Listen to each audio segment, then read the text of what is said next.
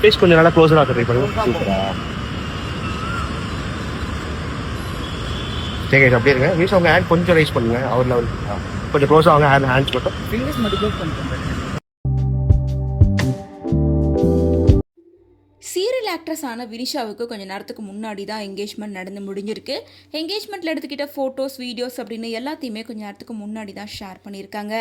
அதாவது இவங்க ரொம்ப நாள் லவ் பண்ண பாய் ஃப்ரெண்டோட தான் ஃப்ரெண்ட்ஸ் அண்ட் ஃபேமிலி மத்தியில் இவங்களுக்கு என்கேஜ்மெண்ட்டும் நடந்திருக்கு.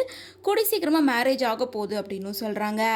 நேற்று இவங்களோட என்கேஜ்மெண்ட் நடந்து முடிஞ்சிருக்க நிலையில் என்கேஜ்மெண்ட்டில் எடுத்துக்கிட்ட ஃபோட்டோ ஷூட், அவங்களோட ஃபோட்டோஸ், வீடியோஸ் அப்படின்னு எல்லாத்தையுமே கொஞ்சம் நேரத்துக்கு முன்னாடி தான் ஷேர் பண்ணியிருக்காங்க. இதை பார்த்த ரசிகர்கள் பலருமே வினிஷாவுக்கும் அவங்களோட வருங்கால கணவருக்கும் வாழ்த்துக்கள் சொல்லிட்டு இருக்காங்க. வினிஷா முன்னாடி பாரதி கண்ணம்மா சீரியலில் தான் நடிச்சிட்டு இருந்தாங்க. அதாவது ஃபஸ்ட்டு வந்து ரோஷினி ஹரிப்ரியன் நடிச்சிட்டு இருந்த நிலையில் அவங்க சீரியலை விட்டு விலகினதுக்கு அப்புறமா அவங்கள ரீப்ளேஸ் பண்ணி தான் இவங்க கண்ணம்மாவாக நடிச்சிட்டு இருந்தாங்க.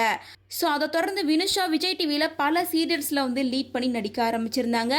ரீசெண்டாக தான் வந்து சுற்றும்பேலி சூடரே அப்படின்ற சீரியலில் கமிட் ஆகி நடிச்சிட்டு இருக்காங்க. அந்த சீரியல் டிஆர்பி டாப்பில் போகுது அப்படின்னே சொல்லலாம். அதை தொடர்ந்து மறுபடியும் இன்னும் சில மூவிஸில் நடிக்கிற மாதிரி பிளான் போகுது அப்படின்ற மாதிரி அப்டேட் கிடச்சிட்டு இருக்க நிலையில் திடீர்னு எனக்கு கல்யாணம் அப்படின்ற ஒரு ஷாக்கை கொடுத்துருக்காங்க.